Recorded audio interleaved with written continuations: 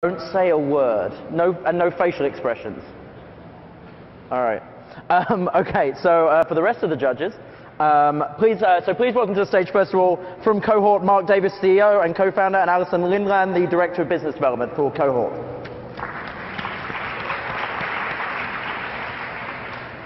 And just finishing the technology.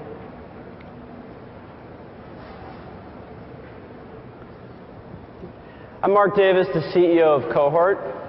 I'm an entrepreneur turned venture capitalist turned entrepreneur.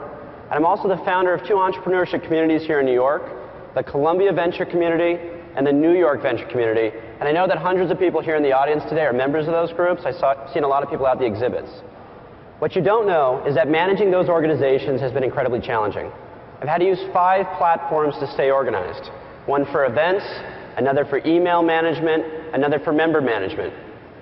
Even worse, thousands of people have had to sign up to 5 different systems in order to engage our group.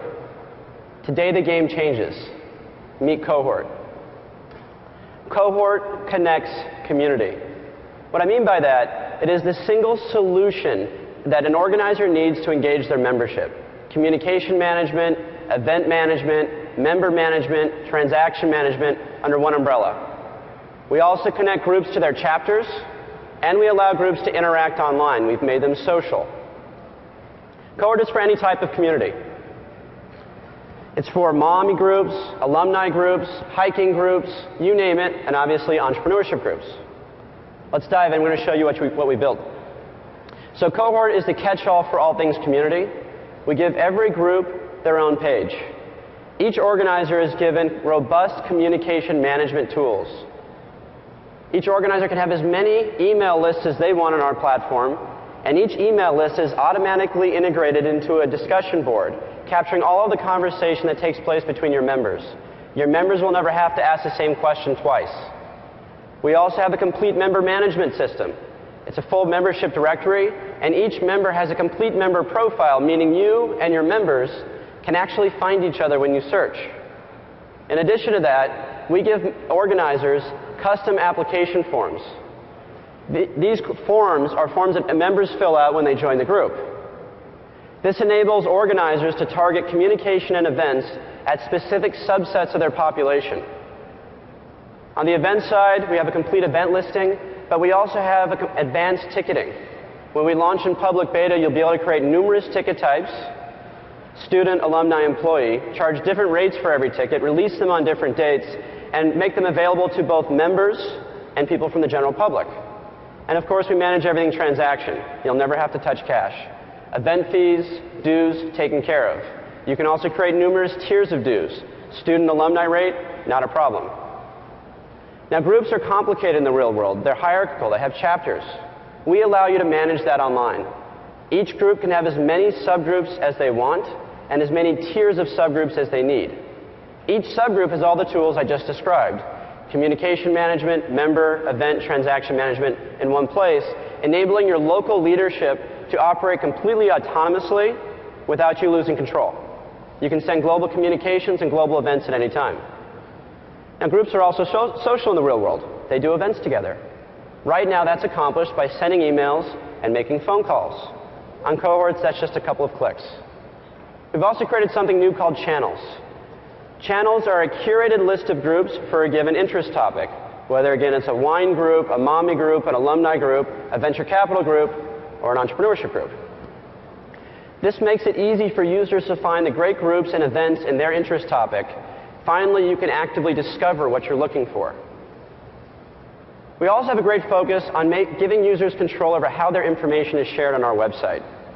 We've created a very simple lexicon of public, private, and hidden, and we have applied those toggles to groups, events, and members. You'll be able to see more on how you can use these tools when we're in our public beta. And what does all this cost? Well, for the vast majority of groups, it's entirely free. We generate revenue by selling subscriptions against our channels and free groups. We generate subscription revenue for our premium groups. And we generate service fees revenue anytime we conduct a transaction. Taking a step back. In April, we launched a landing page. And knowing nothing more than the fact that we had raised $3 million from a marquee list of investors, well over 10,000 people signed up. Today we're very excited to unveil our company and enter into a private beta with a number of marquee organizations already joining the platform. Techstars, Startup Weekend, Arizona State University, the largest university in the country, and dozens of others. But today we're doing more than announcing our company. We're beginning a movement. With the support of our launch sponsors, American Express Open Forum and the law firm Cooley, we're driving an initiative to unify the entire entrepreneurial ecosystem and export entrepreneurship globally by taking the model we developed at the Columbia Venture Community to every major university in the States and beyond. If you want to be part of the movement and change the world through entrepreneurship, get involved on Kohort. That's Kohort with a K. Where should we start? Let's start with this then, Shanna. So is this an enterprise sales model? And can you talk about how that's going to work? It's a hybrid. So we have a free version which really targets the consumer. We have an intermediate pricing structure for prosumer. And then we have what we call premier pricing, which speaks to larger organizations that are interested, and some of which have already engaged us. And how do you make those sales? It depends. So the consumer and prosumer are self-serve, and enterprise, obviously we have a team that works interfaces with those people. Do you think that the step from free to the paid and without the ads at $99 a month is a pretty big step? And aren't there a whole bunch of groups that might pay something less than $1,200 a year that you're not addressing? What I think is really helpful to understand is how we segment between those two pricing structures. If you have a group that has fewer than 15,000 members or fewer than 10 subgroups, it's free. But you have to have your members have to see ads, so there's no opportunity for If you want to upgrade, no more features, but no ads. Right, and if you want to remove those sponsorships and control that inventory, then it's $99 a month, and that allows us to target organizations that are really they're prosumer, that are generating revenue off their community. How do you compare this to Ning, which is a competitor, presumably? Look, there are dozens of competitors in this space. There is not a single player out there that has aggregated all of the tools that an organizer needs and made it really easy to manage their community until this. So Big Tent, there's something in the UK, Circle Group, I forgot. Group Spaces. There's a number. Yes. What are your thoughts on how that's different? You just said they don't have these features. Again, the feature set is more robust on this. Number of email lists, how it's available. We've also made group social, which hasn't been done. And we accommodate really complex organizations. Again, you can have as many subgroups as you want and as many tiers. So that applies to lots of different types of communities out there that have no way to manage really complex ecosystems. Big mailing lists. So is the implication of all this? Because it enables hyperlocal engagement, because you can segment your membership by the tiering of the subgroups. So you talked about making it social. How do you make it social then? Because groups in the real world actually interact, but there's not a solution out there that allows them to engage each other. If you plan an event with another group, the Columbia Venture Community, the NYU Venture Community share events all the time. Now with a single click, we can share an event with them. Their members can buy tickets through our system very simply. Whereas right now, it's a phone call. Hey, these are the details. You spend a couple hours trading emails, and people make mistakes. And what's exciting about that is it can scale. Now you can do 100 clicks and do a social event with 100 groups. Jeff Clavier? Yeah, you've been a VC, so you know the trick. Sometimes something has never been done before because there's no market. Yeah. And it seems to me that you're bringing together a bunch of interesting features, Meetup, Eventbrite, the groups, and so on and so forth. But as you aggregate everything for very specific usage, you actually have a company here. So we've talked to a number of customers over the past couple months, and we're obviously taking their feedback.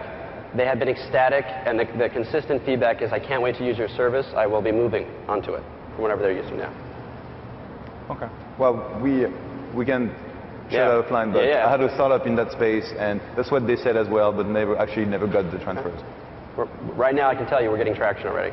Is it fair to say that even though you have a freemium model, your heart is with that big group, the one that has lots of subgroups, the university with all the chapters? That feels like where you've optimized the product and the distinctiveness is against. No, we really think this serves everybody, all the way to groups that aren't being served now. Maybe your family wants to have a private group.